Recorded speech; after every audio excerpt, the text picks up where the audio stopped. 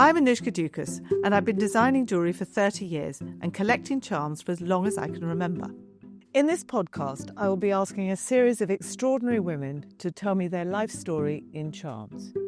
Welcome to my life in charms.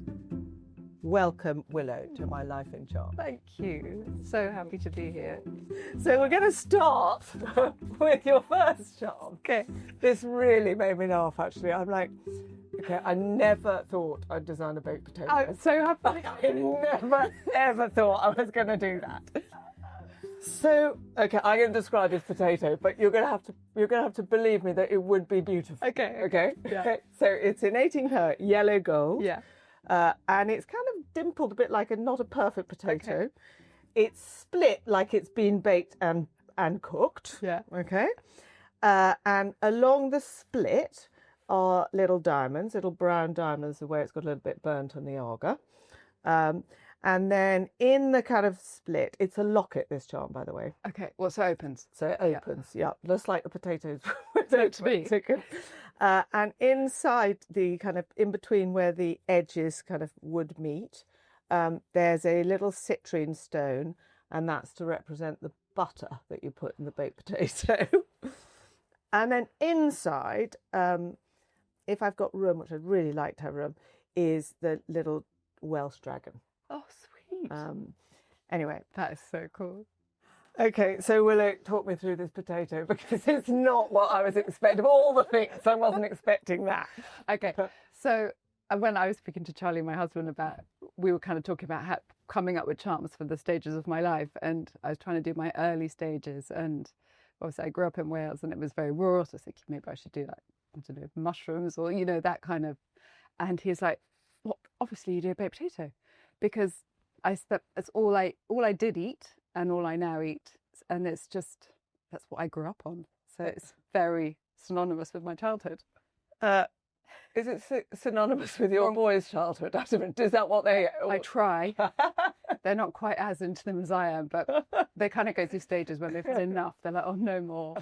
It's pesto pasta, or a baked potato. Yeah. I love that. Yeah. It's one of my favourite things, actually. It's real comfort food, isn't it? It is so good. real. So easy. Yeah, like it really... working from home now, just chuck one in the oven. And I don't have to think. So it's laziness and love in one. Charlie like them? No. No. He's OD'd on them too. So just tell me a bit about your childhood. So it sounds idyllic. Yeah, it was. It was growing up in Wales. I've got two brothers who are younger, 2 years younger. So it goes me, Ned, Tom, and my parents. And it was very outdoorsy, very happy. I just remember lots of kind of begging my mum to stop weeding, and a lot of walks, playing in the rivers. She's really artistic, your mum, Yeah. isn't she? Yeah, she's a writer. She's written 7 books. So she's been fashion. 7 books? Yeah. But you're also trying to keep up with her. You're just chasing her. So she was a writer. She was at Vogue for a while in beauty, and then she met my dad, moved to Wales, Right. and she's now a painter. So she's a gardener painter, and she does that now. Oh, gosh. So you're still really close to her. Very. Yeah, we talk every day, and she's amazing. So one of the things I was thinking about with your 3 boys, I mean, life is very different now growing up. Yeah. In terms of kind of being able to try and capture that childhood that you had in a world of digital, how do you manage that? Because how old are they now, the boys? Wolf is going to be 16, Raf is 13, and Kit is 10. Yeah. It's really hard. It's my kind of that constant niggle and worry that, because you're obviously comparing to what we grew up with. Yeah. We weren't even allowed to watch telly. Yeah. Like we weren't allowed to watch Neighbours or Home and Away, and I'm still scarred. So trying to recreate that for them, I mean, when I get them outside and I get them to play tennis or something, my middle one, Raf, will come walking with me to walk the dog every day. But it's a panic I think about all the time. Like they if they had their choice, they'd be welded to those screens. Well, the big ones would. Yeah. So it's, yeah. Boys are particularly hard. Are they? Boys. But I've got 4, and the boys were the ones where I really struggled on big rows about get off the screen. Yeah. Yeah. It's a real challenge. Yeah. But yeah, any advice, please? No. They grow out of it though. Yeah, I think they grow out of it. No, I think they do grow out of it. But it's really, it's really hard. Yeah. And exhausting, because you have to kind of be there If you're going to get them off them, you then go And who has to do that, you or Charlie? I feel me. And who's more effective? Him, obviously. Oh, is he? Yes, don't listen to me at all. So growing up, did you always know what you wanted? What did you think you wanted to do as a little girl? Either be a policeman or have a sweet shop. A policeman? Yeah. Oh. Policeman. Policeman? Yeah. Or a sweet shop or a fashion designer. So all my like proper early memories are, I love stationery, so I have notebooks everywhere and I'd be drawing. I mean, terrible. I'm terrible at drawing. Me too. No, you're not. Yeah, me too. You are not. But drawing fashion design. So I was all my pocket money would go on magazines and kind of Vogue and Elle and like obsessed with the catwalk. Do you remember those magazines when they had all the catwalk shows? And that was like my Bible. So I do a lot of that. And then I went to fashion school and kind of not as design though, but that was my earliest desire. But that's so. But prior to that, sweet shop, policeman, were more hilarious. Did you go to boarding school? Yeah, very young. Very young. Yeah. Oh, how young? 7, 8. Oh, me too. Did you? Yeah, I went at 8. I was youngest in school. What? Yeah. Were you? Yeah. It was quite normal. That was kind of like the age all my year kind of started. But now, looking at mine, the idea of sending them at 8 is horrifying. Yeah. But then it felt just quite normal, didn't it? It felt completely completely normal. Yeah. So moving on to your next charm, it's a bobbin, but not a bobbin like a in a sewing machine. Yeah. A big Cotton bobbin. Yeah. I'm obviously very knowledgeable about the bobbin situation because I sew so well. But I actually love the idea of this. So it's yellow gold, top and bottom, exactly as you'd imagine a bobbin. And you were quite particular, I think, about wanting it to be green. Green cotton. Cotton. I'm assuming that. Well, we'll talk about that. I'm assuming that because that relates very much to flowers and what you're doing. Yeah, I just love green. I think green and blue are my favourite. Well, green is all about kind of growth, isn't it? Yeah, it's absolutely and freshness and air and growth and renewal and all of that. Totally.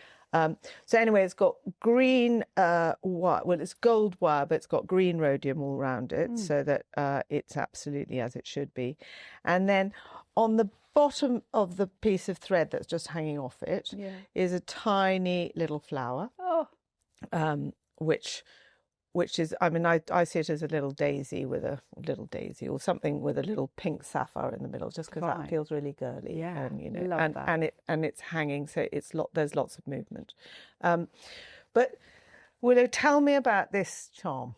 So I left school at 18, and all my friends kind of went to, I call them proper universities, but like universities all around the country. Yeah.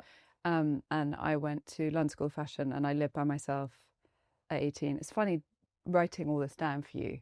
Yeah. Realizing the idea of me doing it now by myself feels just quite shocking almost, or not shocking, but quite brave, I guess. But at the time, I was just so excited to, I guess, have independence and be able to make my path and do what I wanted to do. I had no kind of not like a major plan or a goal. I loved being able to have that freedom, that creativity, I guess. So I went to London School of Fashion and did fashion promotion, which wasn't design like I always wanted to do. It was writing. I wanted my own magazine. Fashion promotion, okay. Yeah, so that's design and styling. Okay, which is absolutely bang on. Yeah. And it was 3 years, and it was just amazing. I loved it. It was quite minimal time in the classroom, which I loved. Yeah. Lots of kind of doing it out on your own time, and very free.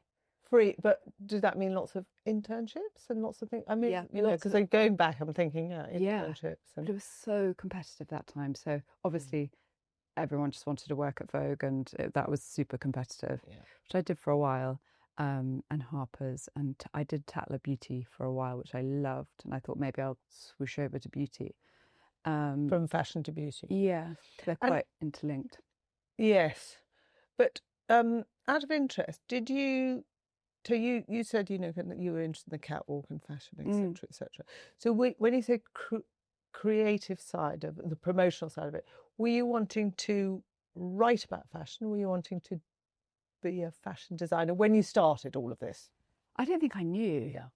I think I just loved that world. I found it so glossy and glamorous, and I've always been obsessed with clothes and shopping and that kind of work, everything it involved, I guess. Yeah. And it's funny, when I did my course, I don't think I loved it.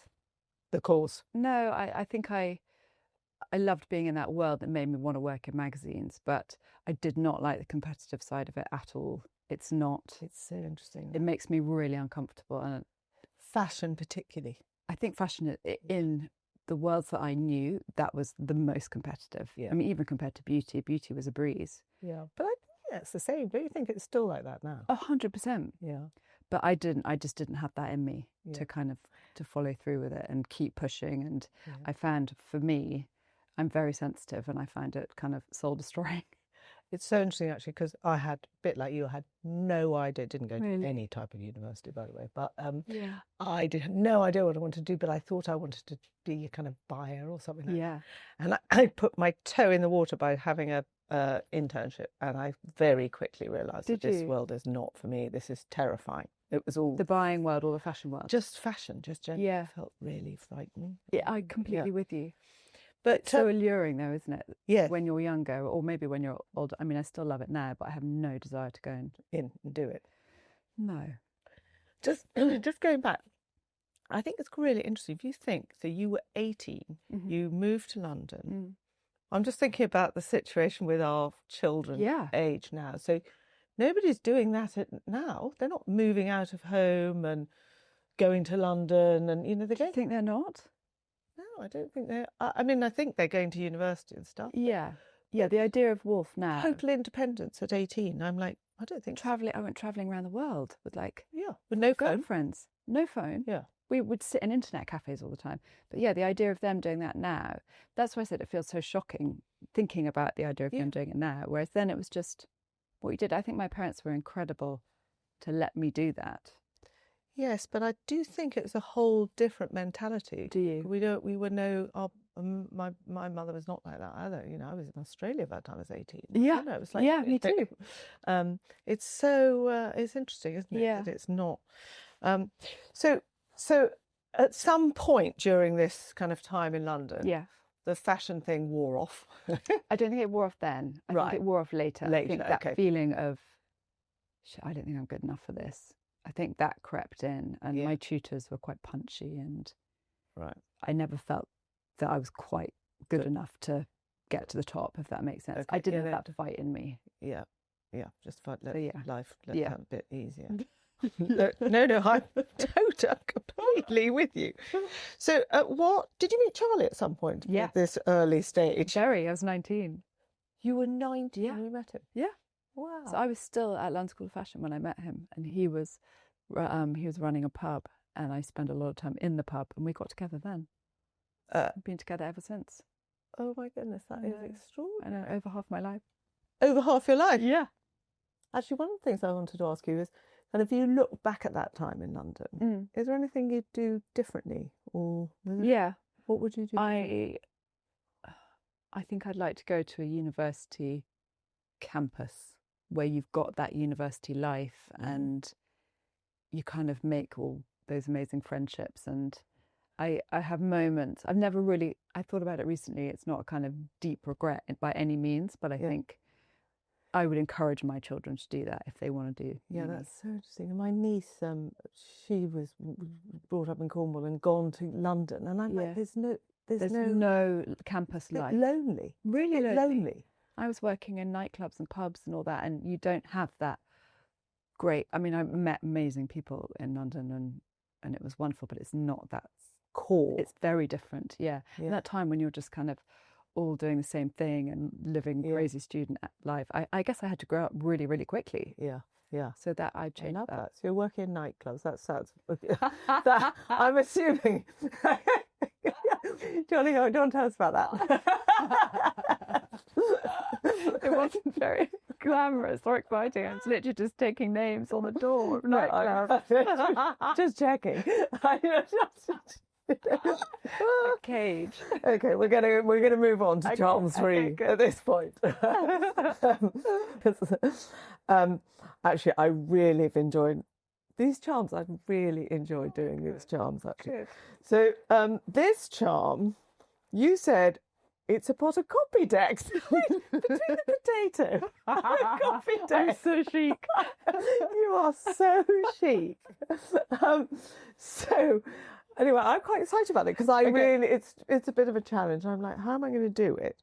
I've made it 3-dimensional, but each side is exactly as the copy decks would be, and it's all in mother of pearl. So 4 sides of mother of pearl held in a gold frame. And then where the label says copy decks, I just see that tiny little rubies in exactly the rectangle. And the lid also in rubies with the kind of cutout that the copy decks has. Yeah. It's got that, you'll know very well. Very well. And it unscrews, and it's got, and the little briolette moonstone there moves, and that's like behaving like your brush. That's my favourite so far. So chic. And then I think it could have, on the other side, I think it could have a little engraved tag on the back, which probably would be one of the many books that you've written, and you're going to have to tell me. I'm assuming it might be the Wild Journal, but it could be on there. Anyway, it'll be divine. It'll be absolutely divine. But can we just talk about this rather unusual charm? Yeah. Tell me, what's that about? Okay, so when I was, I'm really bad at numbers, but probably 20, I followed Charlie, who was then my boyfriend, to live on a vineyard in South France. Well, that was quite punchy too. I know. 19. Again, didn't even think about it. Yeah. And he went. He said, I'm going, come with me. I said, I waited for 6 months and I couldn't live without him, so I followed him. And we literally lived in the middle of nowhere. And Saint-Tropez was our nearest. So it sounds very glamorous and glossy, but it was literally in the middle of the mountains. Right. So I left everything, all my work I was doing behind in England, and I had to come up with work there. So I've always loved making things, and I think I get this from my granny. She was incredibly crafty and making fabulous things. And I started covering notebooks. So there are brocants everywhere down there, and so I used to go to them all the time, and I'd just buy things like a magpie that I just couldn't live without. Brocant, for those that don't know. Sorry, it's a flea market-y type Sunday market. And I would cover all these. I started with diaries, so people give them to Christmas, so I'd cover them all with pots of copy decks. That was the best glue that worked. And so every time I came home or people came out, I'd go, can you get me some copy decks from Smith's in the airport? And so that's where the copy decks comes from. So and I'd be like making, the lovely French baskets and like sewing pom-poms or sticking pom-poms onto them, and Panama hats. I'd change all the bands, and so my first working title of my first book was Pom-Poms and Panamas. But What was it? I wasn't allowed that. I was going to say, that's not what I found out. I wasn't allowed it. No. Pom-poms and Panamas. Yeah. That's a lovely... I thought so. They were like, no, don't like it. So that was where all the copy decks comes from. Well, hang on, let's just reverse a bit, because we've gone to a book, but I mean, where'd you go from copy decks covering a few Panamas and things to suddenly a book? We've gone for it. So I was making all these things, and then my dream was then obviously I was like, I need a shop, because remember I always wanted a street shop. Yeah. There's always been a shop. And so I started going to all the shops on the beaches and seeing if they would buy my stuff. Yeah. And so I went to, my goal was Club 55. Obviously, yeah. Which is the most beautiful shop. Yeah. And the lady there, Corinne, who ran it, was just so chic. Anyway, so I went there. She's my first. I was like, I'm going to aim high. And she bought all of it. And she put in huge orders. But what was she buying? She was buying Panamas? The Panamas, the baskets. I had this brilliant linen bag template. Yeah. So I'd buy old grain sacks and make them into all linen bags, beach bags essentially, that they would then sell for €500. Oh my God. Insane. Insane. Yeah. Except for you weren't selling them for €500. No, obviously not. I mean, their markup was pretty good. I think they're buying them for 75 or something. Yeah, I think pretty good. But I was just so thrilled. Yeah. They had them all. Yeah. So that got me starting, and I started making more and more. And then at the same time, I started writing about my life down there because I've always loved writing. Yeah. And then that got seen. My cousin is a literary agent. She was like, I can see a book out of this. So I then put a proposal together called The Art of Handmade Living. So everything was handmade, everything I made. And yeah, I got my first book deal. Oh my God. So Yeah. hang on, you're what, 22? 2, 3, 4. That's what I say. When I said, oh God, I mean, that makes me feel like a massive underachiever. Stop it. I'm like, that's absolutely crazy. So then what happened? So Charlie's still working on this. He's making wine. Right. I'm playing the fabric. Yeah. And then, So were you happy in France? yeah. You were? When it was just us, when it was just me and Charlie and no baby. Yeah. Obviously he's amazing, but we had the best time. We can go and do whatever we wanted, and we were just so happy being us. It was amazing then, kind of off season when there was no one there, and it was so romantic, and we just had the best time. And then I got pregnant with Wolf, and it then felt quite lonely. Yeah. Because people would come out a lot, and it would be holiday mode In summer. Yeah, exactly, and winter sometimes. Yeah. But when he arrived, it was really lonely. I struggled. I had no family. We had one couple who were friends, but she was French, and I was struggling. I found it hard to even speak English, let alone French. There's no one, I mean, what were you, 25. 25 when you Yeah. But of all the training and everything we get, no one prepares you for a baby. Oh my God, I don't. Yeah. I think I'd held one when I was 10 or something. Yeah. Oh, genuinely. Yeah. But Chazzy, he wanted a baby from the day we met. His half brothers are much younger, so he kind of grew up with them and looked after them. And he's amazing with babies and things. So he's very hands on. Yeah. But yeah, it was a shock to the system. And then we moved back to England when Wolf was 10 months old. Hang on. So you were struggling having had this baby. Yeah. I mean, you've talked about postnatal depression quite a lot. Yeah. I mean, I'm very lucky. I never had that. Good. But how did you know that you had that? Were you able to recognise that's what it was, or did you just think you were lonely and feeling miserable? And I think when it was really bad, I couldn't even think straight. I think when I was pregnant, I just felt very lonely, but I've always had this thing where I find it very hard to ask for help. Right. So I'd much rather everyone else was happy, and by me sharing that I'm unhappy, I then worry about them. So like, I couldn't tell my mum because she was far away, and I didn't want to worry her. Yeah. And Charlie, I didn't want him to worry because he didn't have hundreds of friends around either. So I'd have to whack on the smile, and I've learnt that that's part of it. Yeah. Oh, that's interesting. Yeah. So part of that, everything's fine. Everything's fine, and I've grown up like that. I've just learnt to keep going outwardly. That's interesting. But I remember when it was really bad, it was horrific. I definitely knew that something was up. I remember going to the doctor there, but couldn't even admit it to the doctor, and he gave me pills for a tummy ache. So, and then I finally came back when we were in England, and they started me on some medicine, and I remember like probably 3 weeks in thinking, oh my God, I've just laughed. And it was a real moment of joy and starting to feel better. God, that's it's horrific. Brave, though. Good. Well, I mean, I knew nothing else. I know, but it's still incredibly brave to kind of and not once but 3 times. Yeah. Did you get it with all 3? Not nowhere near as bad.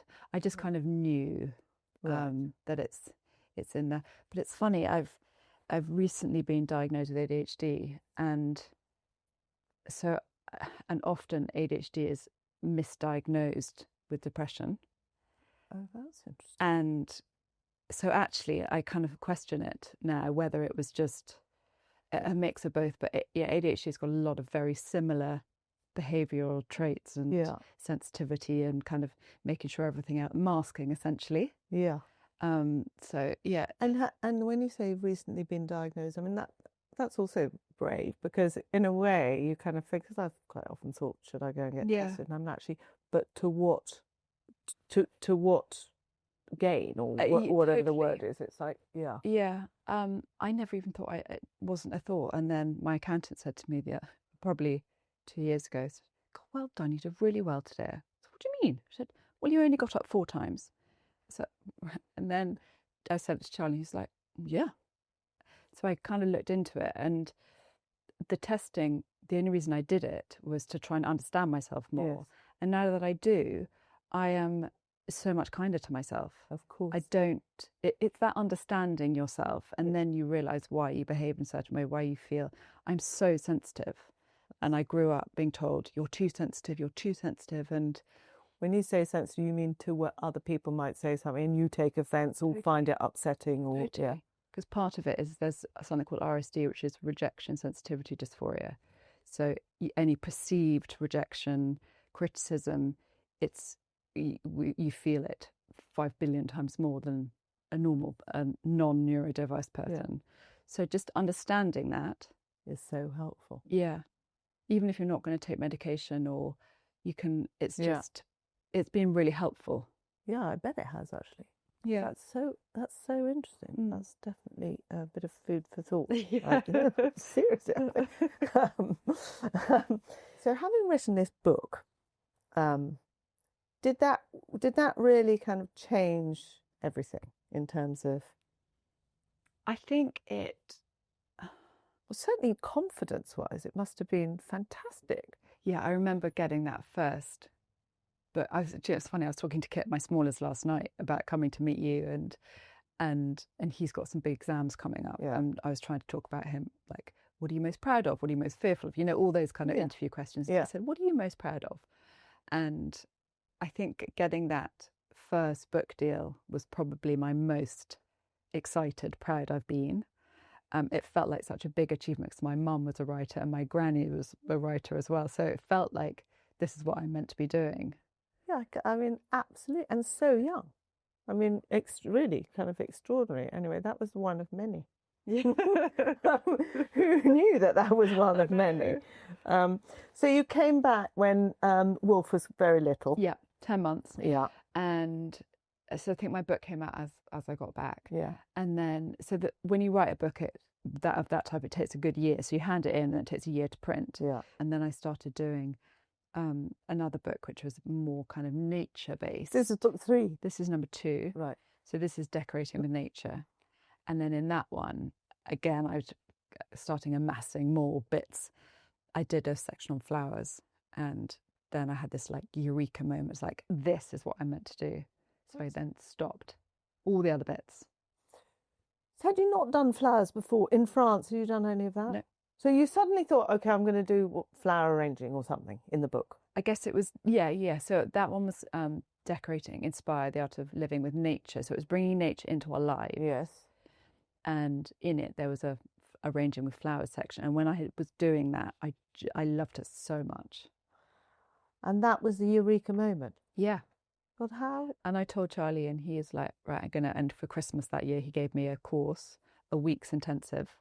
Yeah. And I went and did that, which was, I loved the whole thing about it. It was not my style at all. It was very tight. Right, tight bunches. Yeah, wiring everything. So you're learning kind of how to run a flower business. You're learning how to wire bouquets.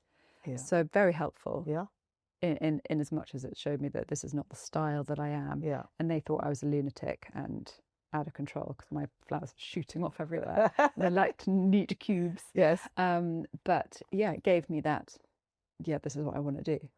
Oh God! I mean, that's so exciting to have that eureka moment, because quite often, I mean, you know, as a creative, I don't think I've ever had a eureka moment. I've kind of just ended up doing what I'm doing, and I absolutely love it. But there was never a moment of kind of. Did you love jewels when you were little? Yes, but I did. But but if you'd asked me what I wanted to do all the way until I started doing it, and I'm still kind of still not sure what you want to do. No, I am absolutely sure I want to do it. I absolutely love it. But I think, you know, that eureka moment is quite a relief, actually, in a way, because all this time, I mean, I don't know whether you have that, but that kind of imposter syndrome situation. Do you think you've had that through your life, or not really? Totally. And I think because I always take on too many things, I never really have time to think about that actually quite a lot. I'm like, oh God, I've done that, tick, onto the next. And it's just because that's my brain saying you need to do more bit. Yeah, I so so get that. I often don't think about what I'm doing. And what the implications are. Exactly. And therefore you've got 5 times more things on your plate. Exactly.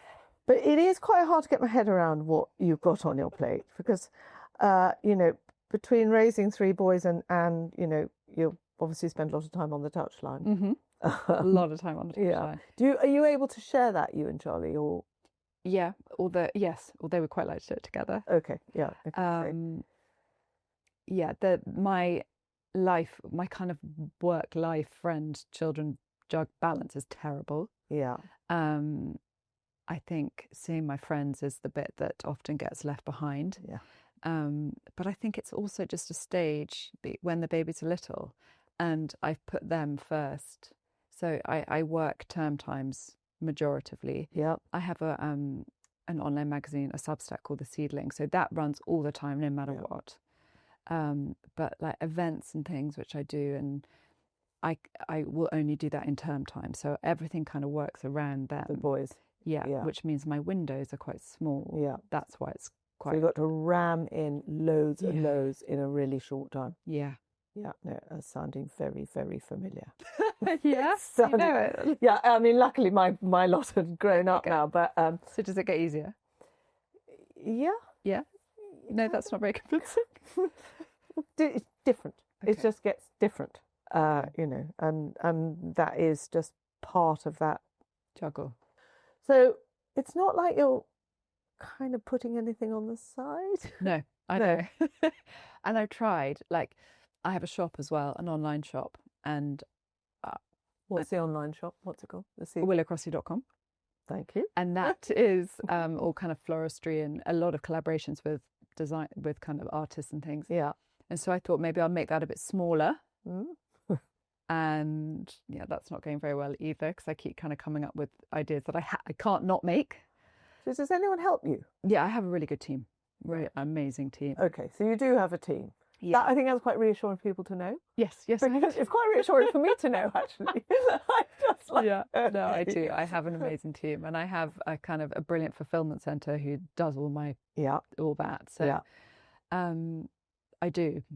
Yeah, I'm very lucky with them. Emily, I have Emily who runs the Seedling, basically. So that's quite onerous, and Ali who does. So they're my kind of day to day. So, let's talk about the Seedling. Okay. So you said the seedling charm. So I just visualised it.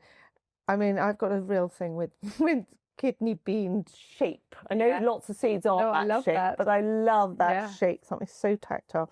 So I've imagined this charm as a gold kidney bean with a little tiny, it opens actually, it's a locket. And just at the section, in the kind of saddle section where the seed bit. Yeah. Kind of, I'm very technical. You are. Better on the diamonds. This is diamonds. Okay, the saddle is all lovely diamonds. And then it's got a little, just the beginning of life, a little stem in gold, and 2 little shoots, 2 tiny little leaves, which will move, and the leaves have got green savorites inside on them, showing kind of green shoots. Beautiful. But yeah, I think it will be gorgeous.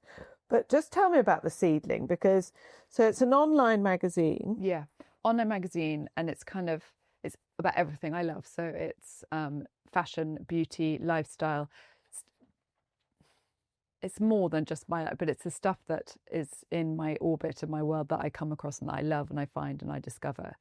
And I have an amazing friend, Emily, who does it with me. Yeah. And yeah, I love it. I get to create edits, so it's that kind of fashiony world. I love sharing great discoveries. I think. And it could be anything from fashion Anything, to yeah. travel to, I love Anything, yeah. that. I find, yeah, so that's essentially what it is. And people now, so we used to have it as our own separate thing. We've now moved over to Substack. And so people pay for it now, which means I can... Monetized. Monetized. Well, yeah. I mean, but I thought no one would ever pay. And, you know, that awful kind of, again, there's your imposter syndrome. No one's ever going to do it.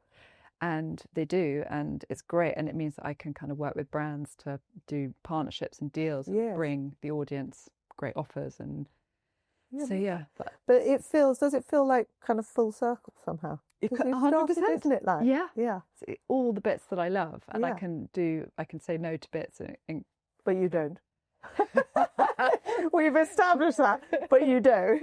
Every week, I like, because I'm obsessed. I don't know about you. I get a million emails a day, and half the time I'm like, I do not want to be on my screen. Yeah. So I'm very aware of people just being sent crap all the time. Yeah. So we try and keep it as short as we can. It's very hard.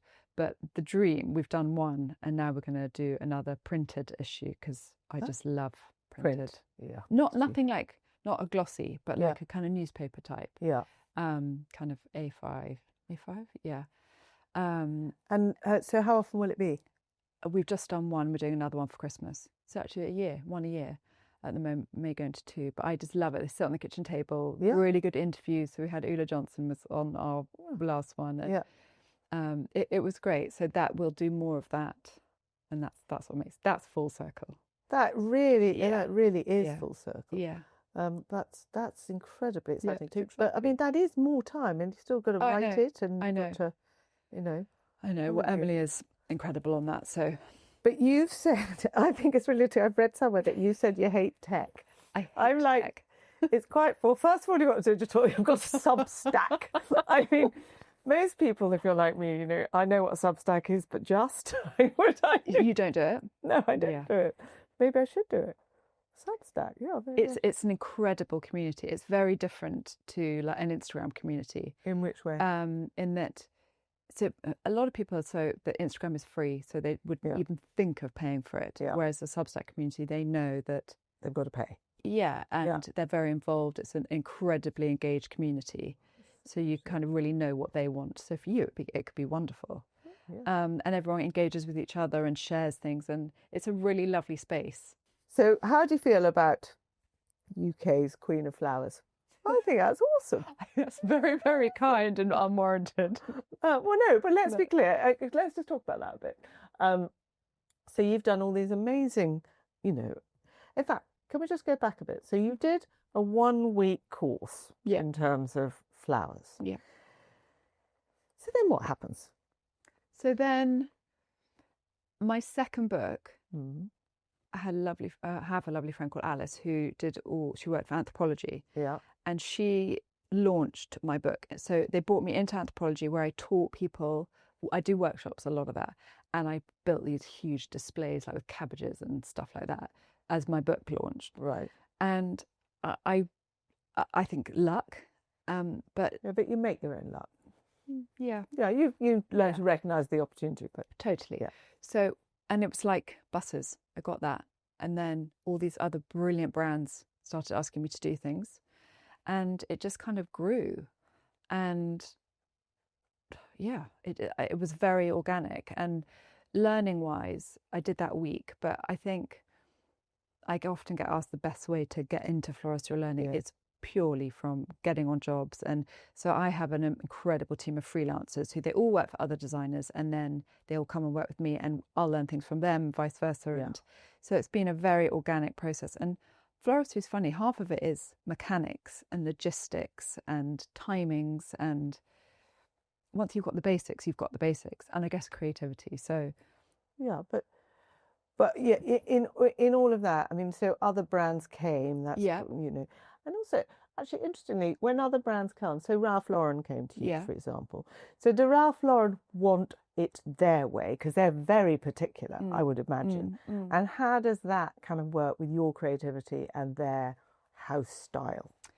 So what specifically with Ralph? Well, I'm kind of thinking Ralph because they're very specific. Yeah, okay. Yeah. So genuinely the bigger the brand, the more loops you've got to jump through, the more hierarchy you've got to go through. But I'm quite lucky now that people will be able to, you've got Instagram, so it's like the most brilliant kind of book. They can see my style. Yeah. So, and they see other people I've worked with. And it's funny, also these big brands often, yes, they've got hoops to jump through, but they just want it done. Yeah. And so you pitch and you say, this is what I want to do. And all the kind of PowerPoints, all that stuff you've got to do to get to that stage before is months and months of planning. It's like 6 months to a year. Cool. So, and there's a lot of like, no, I don't like that. No, we can't do that because it's only allowed a metre onto the pavement. The customers have to get. There's a lot of hoops and ticking boxes first. Yeah. And the more, I guess, you do, the more we know that. Like now I know that there's no way it can come out that way. 10 centimetres. Yeah. But still, you had to learn all of that. You just pick it up as you go. Yeah. And like on really big events, I'll work with. So Buchanan Studio, I've worked with a few times, and they're friends and wonderful, and they are really good at that side of things. I'm very creative as well. Yeah. But the kind of mechanics on a huge install is not my forte. Right. I know what I can do. I will do the kind of the vision and the making it happen, the floral bit. Yeah. But all the building, the health and safety in the building, the scaffolding and things, that's not I would outsource that bit. Right. Okay. But yes, it's a lot. It's a lot. Yeah. I mean, it really is a lot. I'm like, God. But those big installs are just so incredible. I love them. Are those your favourite? Is that your favourite or florally? Yes. Yeah. Yeah. Work-wise, I think collaborations are my favourite. Like designing different products for people. Hey, I want to come back to that, but we're going to come back to that. Can you just tell me, because flowers are nature. Yeah. Presumably they don't always come out when you want them to come out. Oh God, no. They die when you don't want them to die. All the time. So what happens when you've got some big event, or some wedding, or you're not doing weddings, I don't think, anymore. Yeah, I do. Oh, you do? Few, but yeah. Pick and choose if you're lucky. Yeah. Yeah. Okay. So you got the call up for Megan's wedding. Yeah. Okay. So what happens if they were all dead when you got there? The flowers. Obviously they weren't. They won't be because. But what happens when you have a real disaster like that? Because it must happen. Please tell me it's not all perfect, because it all looks so perfect. It's not perfect at all. I'm so anal because I'm so obsessed with it being perfect because I have to please all my customers. You know, it's that ADHD thing. Yeah. I have to make them happy, and so I will overorder and I will overplan, and I will have more than enough in case everything dies. And like I did a wedding at Blenheim Palace, and it was something like 32 degrees in the shade. Oh, I mean, God. Yes. It was horrific. And you have a kind of flower tent, and we were having to hide everything under the palace, and it was still just dying. Everything was dying. The candles that take 8 hours to burn were burning down in 30 minutes. It was horrific. But I had more than enough flowers because I'd overordered. I told you I'm really bad at maths.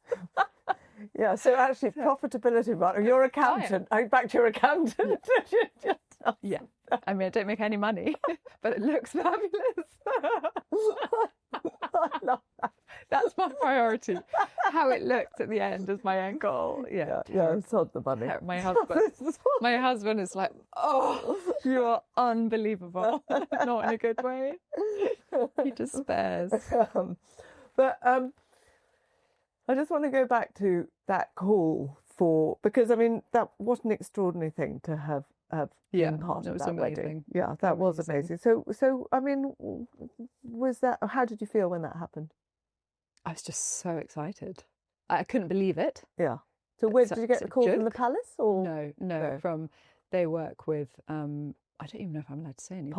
Some kind of party planner. Wonderful, incredible planners. I'm just assuming you're not. Yes. Thank you. And I'd worked with them lots before, and they had put me forward.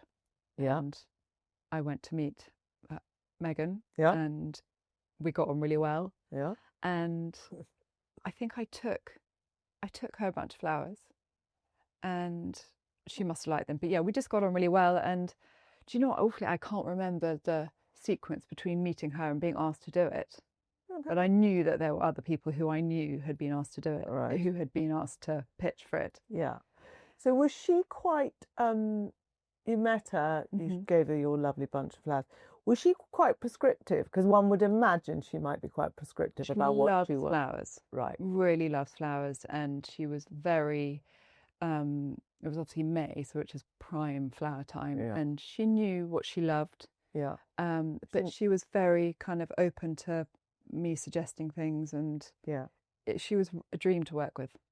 Really, really nice to work with. Is there a flower that you must have your favourite flowers? Yeah.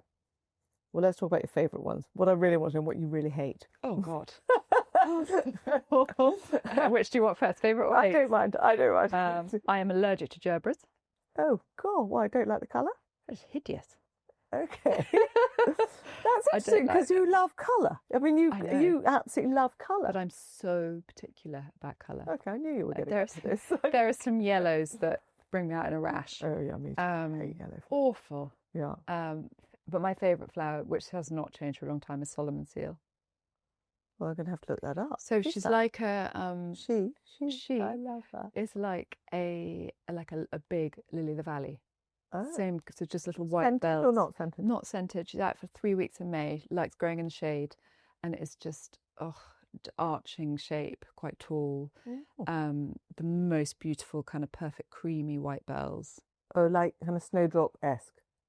Yeah, loads of snowdrops. Bit more simple, but just. Well, I have to show you my tulips because I have a whole collection called tulips. Yeah, made them in mother of pearl. Oh, and they are divine. Magical. They really are. They'll like that. You can put them on. In fact, when I spoke to the team about how to present them, I showed them a picture actually of a lily of the valley because I the way they dingle. So this is called Solomon seal, polygonatum. Okay. Heaven. Okay. Yeah, that's my interesting. Favorite. And okay, so no to yellow. I'm with you. No to yellow. The way. Apart from daffodils. No, don't even like daffodils. I like a white daffodil. Okay. But those yellow ones, and so I know they're cheery, and I get hate mail when I say things like this. But they're called cheerfulness, I think. Aren't they? They're so offensive. I can't do it. So funny. Monday maybe. Maybe next year. Maybe next year. And are there any absolute rules, no rules to flowers? I mean, apart from the ones you hate, but is there, I don't know, if you were just saying the 2 things that you never do, is there anything like that? Never use foam. Never use foam. Never use foam. Actually, I watched, preparing for this, I watched you, and what's the thing called? It's a spiky thing. Frog. Oh, I bought 2 of those. As a result. Good. I did. Good. Yeah, I'd buy a frog. That would be another one. Yeah. Play with some chicken wire, play with a frog. Okay. No foam. No foam. Buy seasonal. Yeah. They're really good website called Flowers from the Farm. You type in your postcode. Yeah. And it tells you where your local growers are. Okay. And they'll be in London. They're all over the place. And it will change your life. Okay. If you buy seasonal flowers. Okay, that's because they'll last longer, etc., etc. Yeah, better for the planet. They last longer. They look prettier. They smell better. Hang on. And what happens when there's no flowers, like winter? So what do you do then? Bulbs. Right. So a lot of, I'm starting now, a bit behind, forced paper whites, forced hyacinths, loads of amaryllis, and I put them in take all the soil off, put them in bell jars. So I'll have them throughout the winter. So basically, we've kind of talked about this charm, but I so gripped my conversation, completely forgot to describe to you how I've designed this charm. I mean, this charm is utterly gorgeous. It's a flower pot. It's a pot, and it's basically like a terracotta flower pot. I've made it with kind of light brown pavé diamonds. So I think it'll be absolutely divine, absolutely perfect replica of a flower pot. And then to be discussed, not gerberas, clearly. Not gerberas. But I've just put basically 3 little flowers, some in yellow gold, some in white gold, with each of your children's birthstones as the centre stones. And I wasn't sure when their birthdays are, so I haven't been specified that, but I think they would just be really gorgeous because charms are so much about that, what it means to you, and you know, and all of that. And they've got two little leaves at the bottom, 18 karat gold, and they'll be gorgeous and textured exactly, and they'll be what we call en tremblant, which means they'll be moving just a little tiny bit. And then I think on the bottom of the pot we should be engraving something, but to be discussed. Fabulous. So just does Charlie get involved at all? He's amazing. He helps me with all my spreadsheets and all my money, you know, all that kind of side of it as well. And he's just an incredible sounding board. He's any disaster or worry, I know I can just chuck it all, almost like I'm thinking out loud. Yes. And he knows when I actually want help, or he's just I'm needing a sounding board. Does that make sense? Yeah, it's yeah. Yeah, it makes complete sense. And he is, so if I'm here or if I'm doing an event or something, he is there with the boys, picking them up and on the sidelines and doing all that. So there's always one of us with them. So we're a very good team. It is incredibly. And I know he runs a different business to you, but it is incredibly helpful to have two entrepreneurs together because actually you really understand each other's space. Yeah, exactly, and the dramas and the and also the you know, that imposter syndrome thing, because I don't know about you, but John has always been unbelievably good at telling me that I'm being ridiculous when I say I can't do that. Totally. Yeah. And it's just, they know they've got your back. Exactly. Yeah. And they'll tell you the truth. Yeah, they'll tell you the truth, exactly. So Willow, so you're writing another book, which is coming out hopefully 27. 27. Spring 27. Okay. If I can actually write it. Well, you'll have to, won't you?